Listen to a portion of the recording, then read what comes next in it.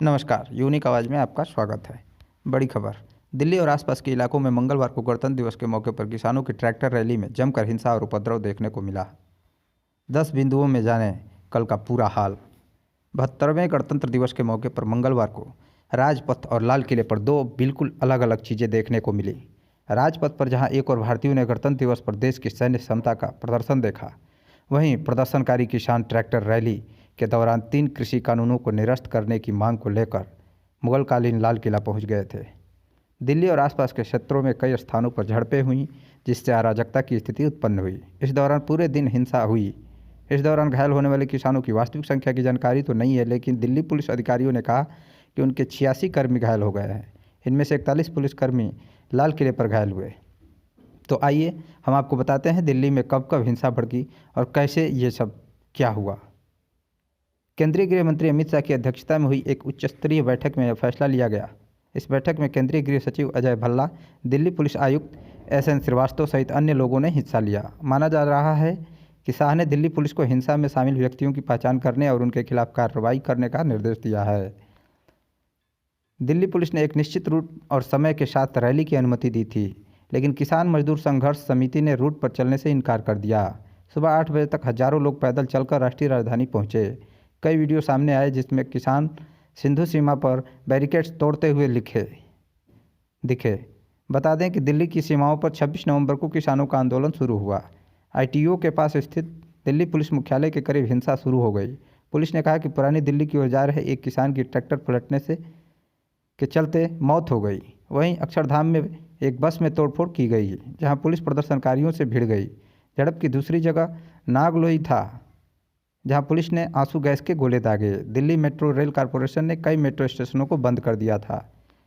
लाल किले के वीडियो में देखा गया कि किसानों को सिखों के पवित्र ध्वज को फहराते हुए देखा गया। किले के गुंबदों पर भी झंडे फहराने के बार बार प्रयास किए गए। मौके पर मौजूद हजारों लोग राष्ट्रीय ध्वज लहराते हुए किले के बड़े दरवाजे पर खड़े थे। पुलिस ने प्रदर्शनकारियों को किले के अंदर से बाहर निकालने में कामयाबी पा ली, लेकिन कई किसान अभी भी किले के बाहर रामलीला मैदान में हैं। एक मीडिया रिपोर्ट के अनुसार किसानों में से एक ने कहा कि हम मोदी सरकार को एक संदेश देने के लिए यहाँ आए थे, हमारा काम पूरा हो गया है, हम अब वापस जाएंगे। एक अन्य किसान ने कहा, हम किले तक पहुँचने में कामयाब रहे, हालांकि उन्होंने हमें रोकने की कोशिश की। हम तब तक नहीं रुकेंगे जब तक हम अपने लक्ष्य तक नहीं पहुँच जाते। सरकार को यह तीनों कानून वापस लेने ही होंगे। दिल्ली पुलिस ने मंगलवार को राष्ट्रीय राजधानी में किसानों की ट्रैक्टर परेड के मामले में 7 प्राथमिकी दर्ज की। अधिकारियों ने यहां इसकी जानकारी दी। पुलिस के एक अधिकारी ने बताया, पूर्वी जिले में 3 प्राथमिकी दर्ज की गई है। द्वारका में 3 तथा शाहदरा में 1 मामला दर्ज किया गया है। उन्होंने बताया कि प्राथमिकी दर्ज होने के आसार हैं। संयुक्त किसान मोर्चा ने मंगलवार को किसानों द्वारा निकाली गई ट्रैक्टर परेड को रोक दिया है और भागीदारों से अपने अपने प्रदर्शन स्थलों की ओर लौटने की अपील की है। केंद्र के नए कृषि कानूनों के खिलाफ किसानों की ट्रैक्टर परेड तय समय से बहुत पहले शुरू हो गई थी और राष्ट्रीय राजधानी में कई जगहों पर पुलिस के साथ उनका टकराव भी हुआ। अदालती लड़ाई के बाद किसानों को रैली की अनुमति दी गई थी। पुलिस ने सिंधु, टिकरी और गाजीपुर सीमाओं के पास 60 से अधिक किलोमीटर की रैली सुबह 11:30 बजे समाप्त होने के बाद ही रैली में शुरू करने को कहा गया था।